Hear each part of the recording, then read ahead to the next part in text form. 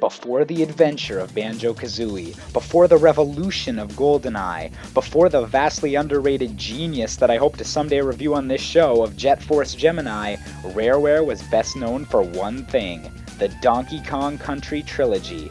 Now, the first game? A pretty solid platformer that happened to have absolutely stellar graphics. The sequel? Nothing less than one of the greatest platformers of all time. It improved on the original in every single way, fleshed out the art style, gave way more depth to the world, and held it all together with level design that has yet to be topped. So what happens when you try to expand onto a game that already has it all? Well, let me introduce you to the brilliant madness of Donkey Kong Country 3.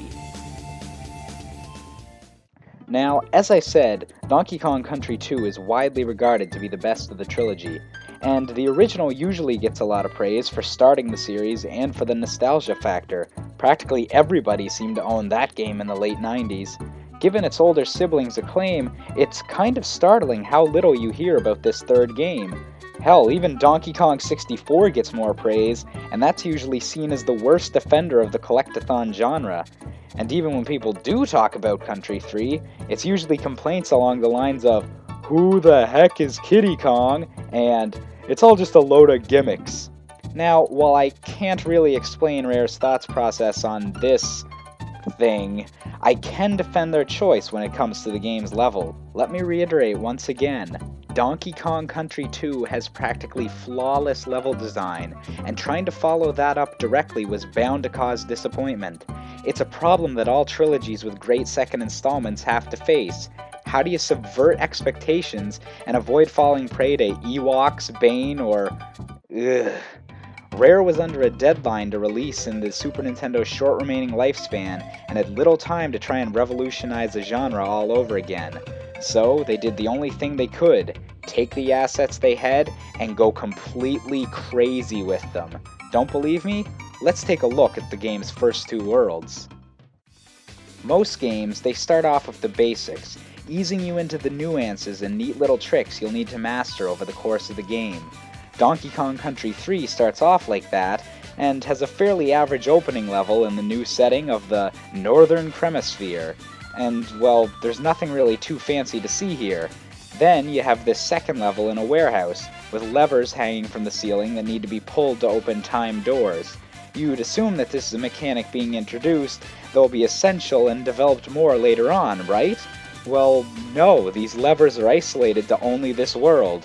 Alright, that's odd, but let's move on. Another level, an ice level, a horror gimmick, a boss made out of... Wait a minute, a horror gimmick?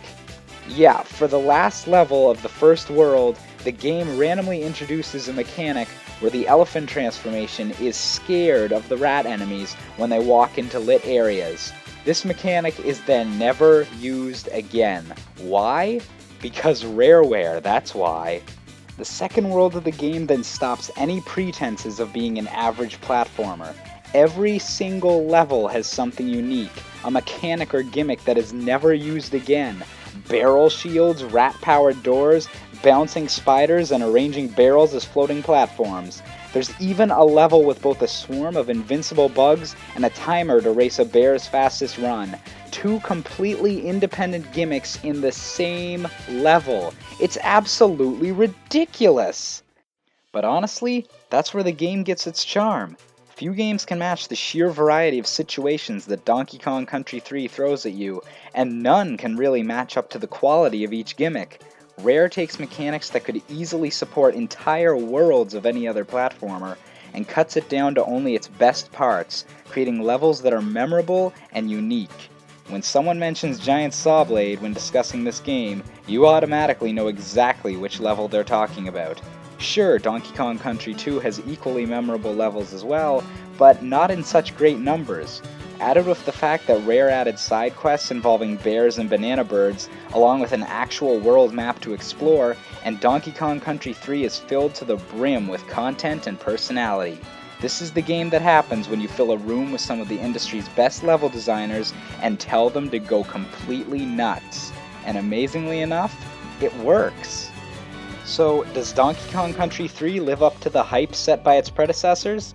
No, not really. But then again, how could it? It all depends on perspective. Rare could have easily tried to copy their formula from the previous two games and make a quick buck before moving on to the Nintendo 64, but instead, they had some fun with the franchise and ensured that the Super Nintendo went out with a bang.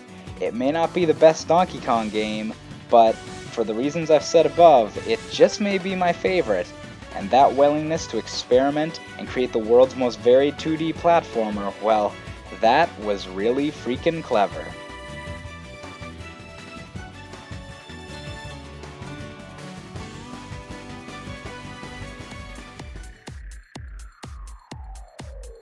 Like this episode? Why not subscribe and check out some of my other videos? Help a poor Canadian student out. Also, P.S.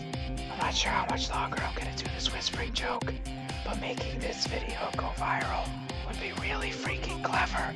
See you next time.